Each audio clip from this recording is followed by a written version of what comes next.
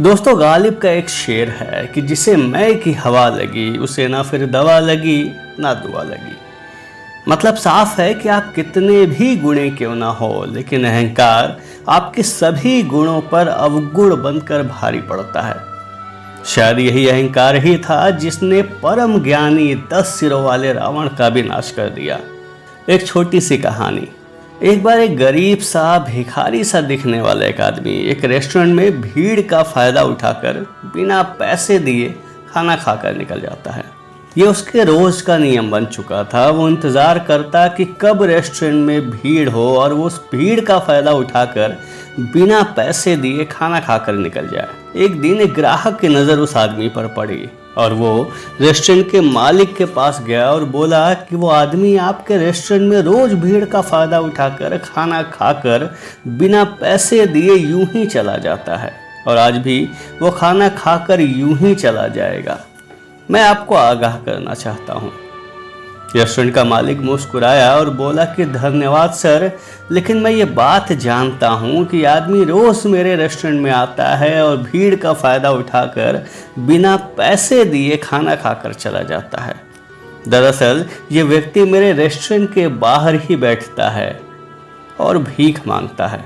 रात में मैं जब दुकान बंद करके चला जाता हूँ तो ये यहीं मेरे दुकान के बाहर सो जाता है और जाने अनजाने में रात भर मेरे दुकान की रखवाली करता है और हर सुबह ये इंतज़ार करता है कि कब मेरे दुकान पर भीड़ हो और ये उस भीड़ का फ़ायदा उठाकर बिना पैसे दिए खाना खाकर निकल जाए। यूँ कहें कि इस आदमी का और मेरे रेस्टोरेंट का एक अलग ही रिश्ता बन गया है।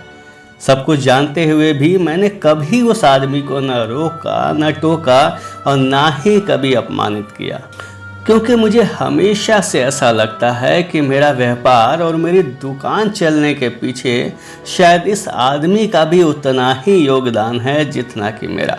ये आदमी ज़रूर ईश्वर से प्रार्थना करता होगा कि हे ईश्वर, इस व्यक्ति की दुकान पर भीड़ हो ताकि मैं उस भीड़ का फ़ायदा उठाकर खाना खा सकूं। और जब से ये आदमी मेरी दुकान पर खाना खाने लगा है तब से ईश्वर की कृपा से मेरी दुकान पर भीड़ बढ़ने लगी है और मेरा व्यापार बढ़ने लगा है। तो ये जो भीड़ आप मेरी दुकान पर देख रहे हैं, शायद ये इसी आदमी की प्रार्थना का नतीजा है। मेरे लिए तो ये आदमी किसी बरकत से कम नहीं जिसे खुदा ने मेरी तरक्की के लिए भेजा है। दोस्तों, कभी अपनी तरक्की और अपने ओहदे पर इतराना नहीं। क्या पता आपके पास जो है वो किसी के भाग्य का है, किसी और की प्रार्थना का फल है। तो शालीन रहें, नेकी करें, कभी भी अहंकार न पाले, क्योंकि यही जिंदगी है और यही सत्य भी है। धन्यवाद दोस्तों।